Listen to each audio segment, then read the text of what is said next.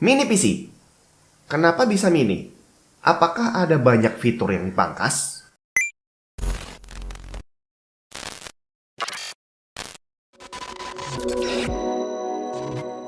Buat yang Windowsnya masih bajakan, ganti original bre, malulah. Beli aja di cdkeysales.com. Biar cepet, klik link di deskripsi, ikuti petunjuk pembeliannya, masukin kode vouchernya untuk dapetin diskon tambahan. Setelah dapat key-nya, masuk ke Windows 10 kamu, activate dan selesai. Windows 10 Pro Original udah aktif. CD Keysales juga menyediakan original key untuk berbagai macam game dan software. Nggak cuma PC game, tapi konsol juga ada loh. Termasuk software pendukung pekerjaan seperti Office. Komplit lah pokoknya. Nggak usah lama-lama, klik link lengkap yang ada di deskripsi. Halo semua, jadi mana? Kemarin habis selesai ngerakit PC ini, langsung ada yang nanya di komentar, Bang, kalau pakai mini PC kayak gitu, bisa nggak sih di overclock? Nah, kebetulan ada beberapa orang juga yang nanya ke saya, apakah kalau kita ngerakit mini PC, itu performance-nya bakal lebih rendah dibandingin kita ngerakit PC yang gede gitu ceritanya. Nah, di sini kita akan buktikan. Buat yang belum nonton video proses perakitannya, kamu bisa tonton dulu di sini. Tapi buat yang sudah dan pengen tahu langsung ke inti permasalahan, kita langsung tes dulu aja apakah PC ini performance-nya di bawah dari motherboard yang ukurannya lebih gede. Kebetulan ini saya menggunakan part yang sama yang sebelumnya terpasang di motherboard yang lebih besar dan udah saya tes duluan di sana. Langsung kita lihat hasilnya.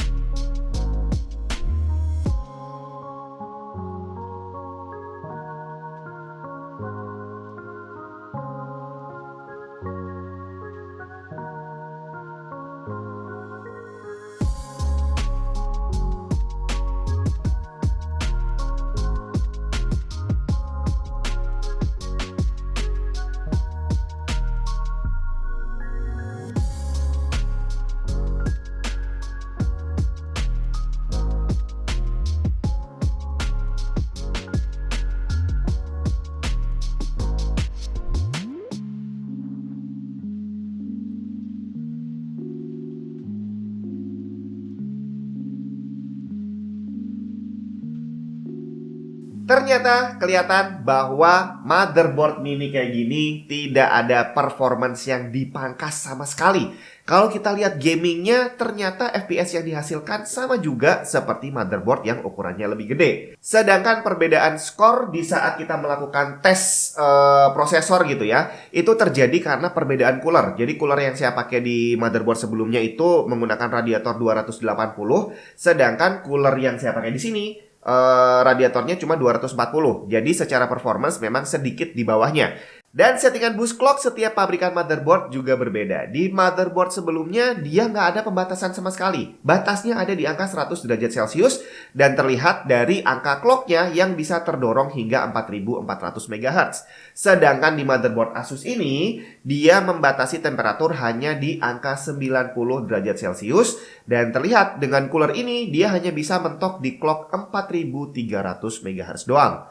Dan di situ pasti akan ada sedikit penurunan performance, tapi bukan dari motherboardnya, ini justru dari coolernya. Gimana dengan VRM? Motherboard yang lebih besar itu kan heatsink VRM-nya gede banget tuh. Kalau ini kan kecil, kok cukup? Sebenarnya yang dipasang di motherboard ini bukan kecil bre. Yang kecil itu cuma di bagian atas doang, tapi sebenarnya dia ada heat pipe-nya yang nyambung ke cover backplate-nya.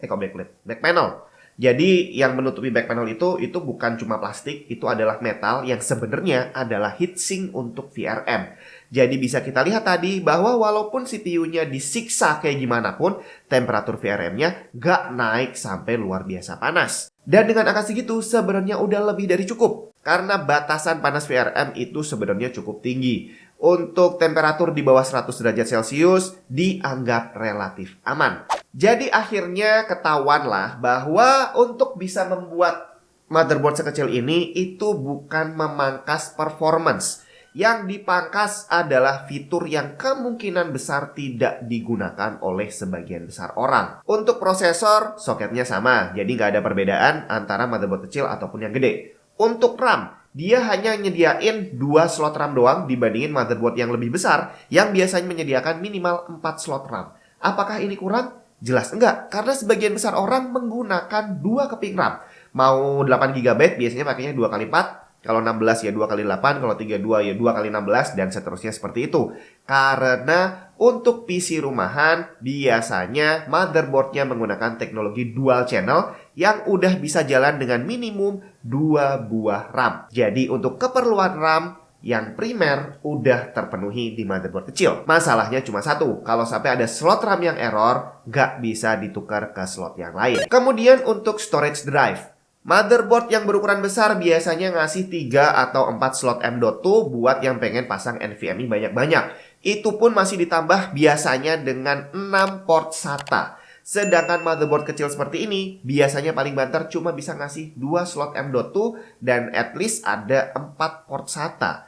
Dan ini untuk kebanyakan orang itu udah lebih dari cukup. Bahkan saya aja untuk PC ini saya cuma pakai 1 slot NVMe doang. Dan belum ada rencana untuk menggunakan slot SATA-nya. Kemudian untuk bagian connectivity-nya di belakang itu juga nggak kalah komplit ya. Untuk USB port-nya udah ada banyak. Kemudian USB-C ada. Terus ada HDMI.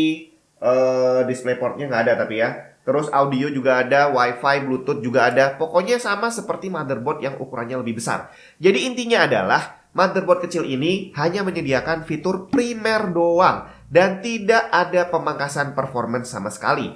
Bahkan untuk overclock, tadi ada yang nanya apakah bisa? Terbukti udah bisa. Saya nggak melakukan overclock manual. Yang saya lakukan adalah membiarkan sistemnya jalan pakai boost clocknya mereka sendiri. Dan ternyata terbukti dia dengan entengnya bisa naik sampai 4300 MHz. Jadi yang membatasi fitur boost clock untuk bisa naik lebih tinggi lagi bukan dari motherboardnya tapi dari coolernya. Semakin bagus coolernya, semakin gede coolernya, semakin kencang prosesornya karena boost clocknya bisa lebih tinggi. Dan ini memang nggak bisa dipungkiri jadi masalah tersendiri untuk mini PC. Karena biasanya dimensi cooler yang cukup untuk masuk ke dalam casing mini ITX itu adalah cooler yang mini juga. Kalau pakai radiator umumnya hanya bisa dimasuki radiator yang 120 mili. Atau kalau pakai air cooler yang bisa masuk juga yang mini.